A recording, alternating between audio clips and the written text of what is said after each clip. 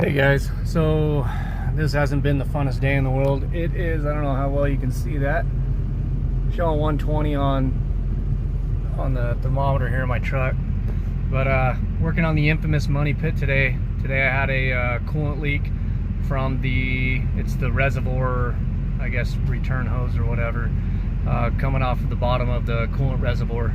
I was looking all over YouTube. I couldn't find a single video that shows just that tube. The only one I found was like on a 2006, and it's slightly different.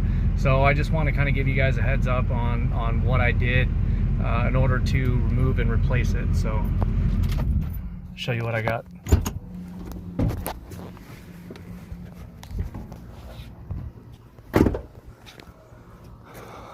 The old money pit. So the part I had to replace where it broke at was,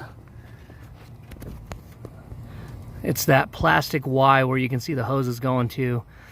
You can't replace that with a regular T, like a metal one or something like that, because Ford decided that they wanted to make all the hoses a different diameter.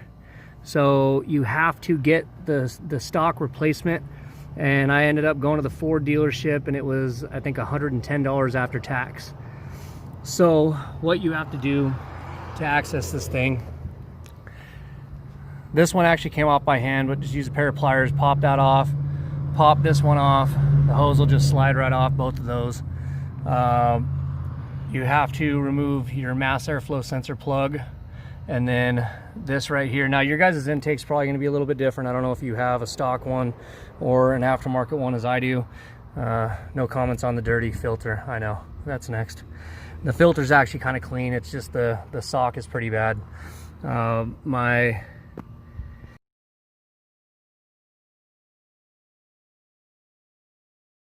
Sorry about the gap in video, guys. It's literally so hot under here that my phone just shut off the camera because the phone got too hot. Anyhow, the fuel filter check valve or gauge, or however you want to call it, tells you when your filter's too dirty, and it sends a message to actually make the truck stop running right, so that you know to get out and check it. So anyways, mass airflow sensor plug needs to come out. This literally just pops in. It's a rubber grommet with like a barb tip, so that just pops right out. Get that out, get that out. There's two 8mm bolts on the top of this, and then this whole thing will literally just slide right out. Once you get that out, you can lift up on this and remove that. Just pop it off of the rubber piece there, and the whole thing will come right out. So you'll have this free and clear, this will be free and clear. It opens everything all up. Then you have this tube here needs to come out. It's an 11mm deep socket to get this, and then there's another one that's you can't really see it, but it's right down there at the bottom, and it just takes an 11mm deep socket as well. It's the same exact setup as that, and you'll be able to slide that out of your way. That'll expose the hose going down to your water pump down there. You can see the heat shield wrapped around it, and that goes right to your water pump. There's one clip on that that's kind of the same kind of clip as this, just bigger. It's actually pretty similar to those clips right there. Pop that off, take that tube out. You can undo those ones. There's one up at the top, and there's one down there.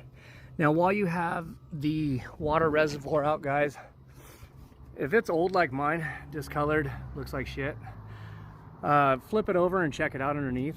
On that bottom part where it comes down, where the hose goes into it right there, you'll start to see cracking, which mine actually has, so it's gonna be time for me to replace that soon. I just don't have the time or the money to do it at the moment, so I just put it back in for now. So you're gonna want to inspect your entire reservoir underneath to make sure that it's not too bad. It's not that expensive to order one off of like rockauto.com, or if you want to go through the dealer, or actually, you know, CarQuest or something like that, you could probably get it through them too. Once you get that out, guys, put it back together the way it went in, and you should be good to go. Just make sure that you guys put it back together in the order that you took it apart.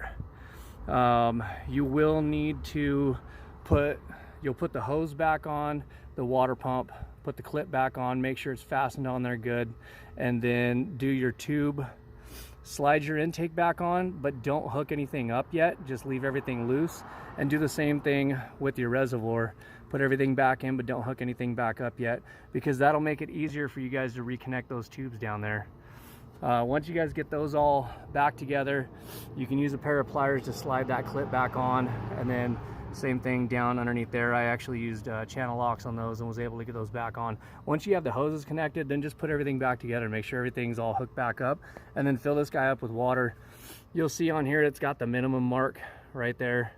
For some reason on the aftermarket ones, the sticker's not always in the right spot. Sometimes it's down here. Just go off of this as your minimum mark. This actually looks like an aftermarket one because the stock ones have the minimum and the maximum line on it. So if yours just has the minimum line, it's probably an aftermarket one. You can actually flip over your reservoir, and on the bottom of it, it'll either say like made in China, or it'll say Ford Motor Company. If it says Ford Motor Company, it's the stock one.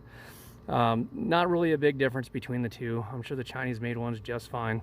Who knows how long it'll last? I haven't tried it out yet. This one's working. However, like I said, I'm gonna have to replace mine because I started to see some cracking going on. So this is gonna be my next problem.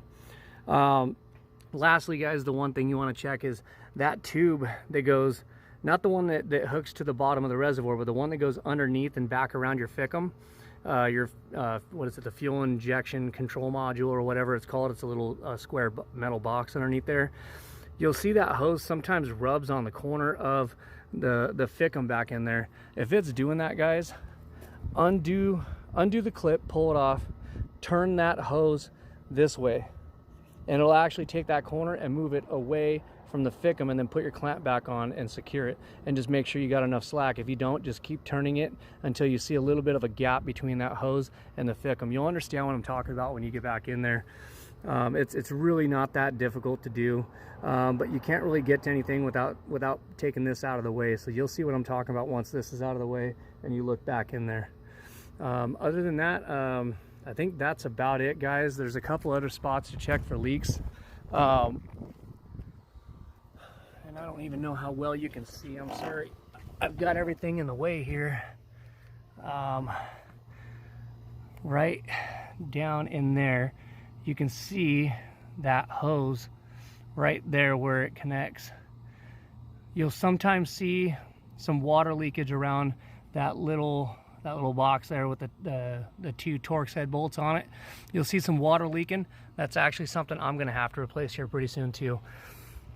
So just keep an eye on, there's a few different spots on these things. I know there's another video that he explains it a lot better than I can.